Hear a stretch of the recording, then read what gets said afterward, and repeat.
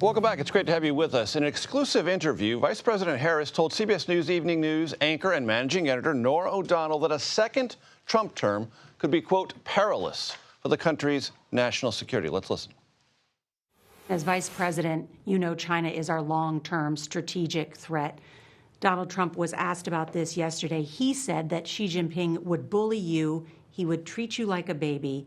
In his words, he said it would be like a grand chess master playing a beginner. We would lose our country or be in World War III. Again, let's look at what Donald Trump did. He sold advanced chips to China.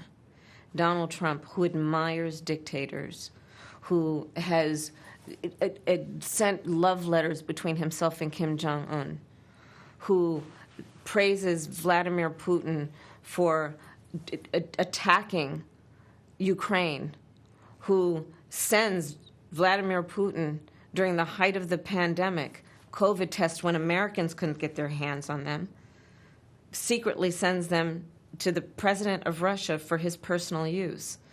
I think that Donald Trump's word is actually meaningless when it comes to national security. And again, don't take my word for it. Listen to his former generals, national security advisors. In fact, hundreds of national security experts, many of whom work for Donald Trump, are endorsing and supporting me because they know what a threat he is to America's security. On that issue of Russia and Vladimir Putin, there are reports that Elon Musk, who maintains a security clearance and has billions of dollars in contracts, military contracts with our Pentagon, has been in regular contact with Vladimir Putin. Should this be investigated? I'll let others address that. I'm right now focused on what we need to do to secure and protect our democracy, what we need to do to uplift the American people, what we need to do to bring down costs, cut taxes, and focus on the strength and the future of America and not take us backward. But should the American people be concerned about some of the contacts that are happening? We've learned recently, according to Bob Woodward, that Donald Trump has stayed in contact with Vladimir Putin. I think that the words in particular of experts in national security, those who have served at the highest levels in our military, that those words should be taken seriously. Yes. CBS News anchor and managing editor Norah O'Donnell joins me now at the table. Great to have you with us. Great to be here. Congratulations on the interview. Your impressions about those exchanges, about national security and Elon Musk? Well, she seemed reluctant to fully answer the question, in part because I think of some sensitive intelligence and national security matters. The question about how often Elon Musk has been speaking with Vladimir Putin, and at the same time, Elon Musk spending millions of dollars in support of Donald Trump. 75 million and counting. That's right. This also comes when the lead of the Evening News on Friday night was that the Chinese have targeted and tried to get into the phones of Donald Trump and J.D. Vance.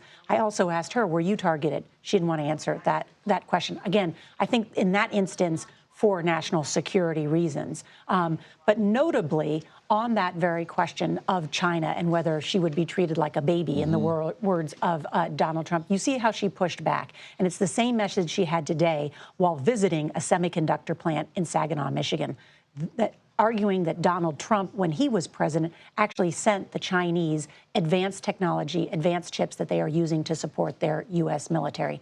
What you see essentially Kamala Harris trying to do today as she's walking the assembly line is trying to put a dent in that argument that Donald Trump would be better on the economy. Norah, you've covered a lot of presidential campaigns. You were with the vice president in Houston. The interview was in Michigan.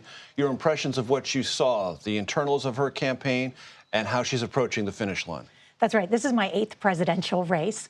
The polls show this neck and neck. It's hard to decipher which way this contest is going to go. And so I think we're all trying to figure out what is it that we don't see in those polls. I did ask her, do you feel like the race is slipping away from you? Because some of the momentum, at least in the polls, could be heading towards Donald Trump. She said, no, I see a lot of enthusiasm. I see a lot of momentum out there.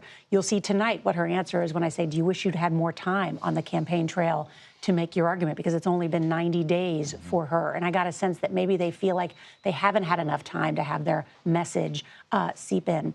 My own impressions is that certainly in the rallies that we were at, 30,000 in Houston, Texas, a red state, that is her largest rally to date.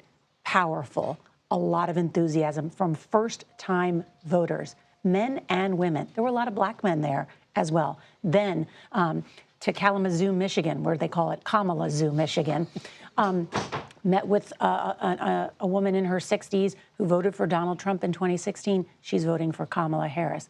Met another woman on the rope line who said, yes, there's a lot of women she knows, Republican women, who are silently going to vote for Kamala Harris. You see the Democrats putting out an ad today, or Democratic aligned groups putting out an ad today, voiced by Julia Roberts, saying, wink, wink, nod, nod. Nobody knows it's a private vote. You can do what you want. You don't have to tell anybody. Right. That's a message Michelle Obama also delivered from the stage in Kalamazoo, Michigan. So if Kamala Harris wants to win, she will have to turn out first-time voters, young people. She will have to get the vote of the undecideds, and she will have to get some of these women. She will have to overperform with women. A gender gap that is not only noteworthy, but possibly determinative. No doubt. Norah O'Donnell, thank you so very much. Thanks for having me.